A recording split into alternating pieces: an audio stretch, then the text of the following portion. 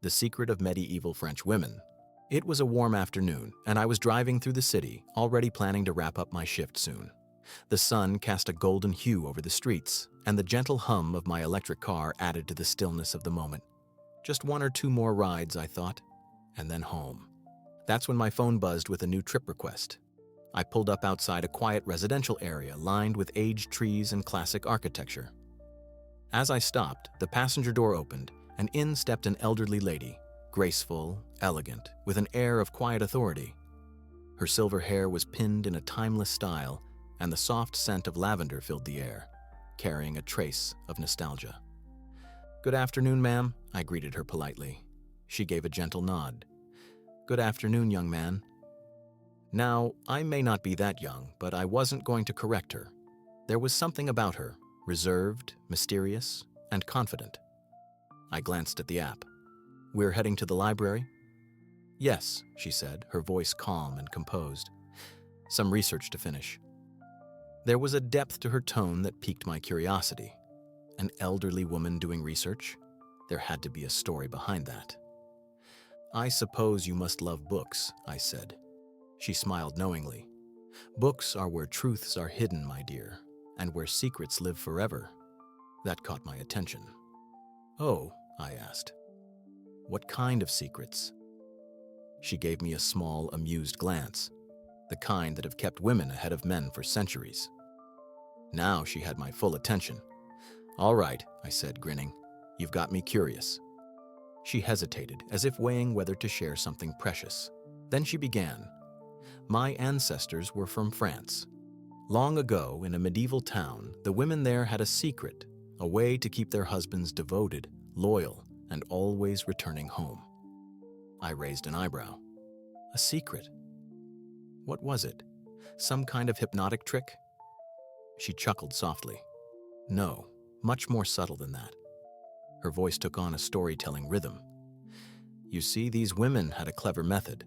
Every morning, they would add a tiny amount of a certain herb to their husbands' meals.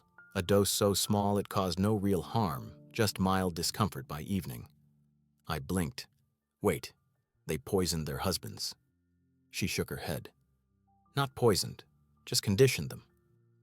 I leaned forward, intrigued. "Go on." "By evening," she continued, "when the men returned home, their wives would prepare a special herbal drink, an antidote to their morning discomfort." I let out a low whistle. "So, if the husband came home on time, he got the antidote and felt fine?" She nodded. "Exactly. But if he stayed out late, the symptoms worsened: fatigue, nausea, unease. Over time, their minds associated peace and comfort with home and their wives." I stared at her, half amused, half amazed. "That's genius. And slightly terrifying." She laughed lightly. It was foolproof. No fights, no drama, just a quiet, invisible bond. I shook my head, grinning. And here I thought marriage was about love and understanding. She smirked. "Oh, my dear, love is understanding. Understanding how the mind works." I laughed. "Well, I'm married, and now I'm wondering if I should start paying more attention to what's in my food." She burst into laughter. "Don't worry. These days, women have much better ways to keep their husbands in line." "Oh?" I asked. "Like what?" She leaned slightly closer, lowering her voice. "Ever heard of Wi-Fi passwords and online banking access?" I burst out laughing. "Touché, ma'am. Touché." As we neared the library, she turned to me. "Tell me, young man, do you believe love is only about grand gestures?" I thought for a moment. "No," I said.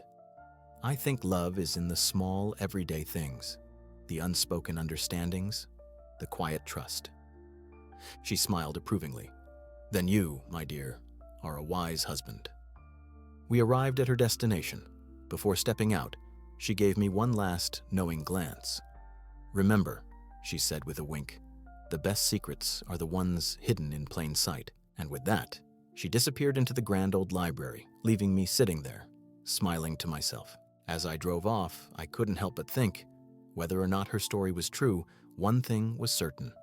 For centuries, women have always been 10 steps ahead, and we men, We just like to believe we're in control.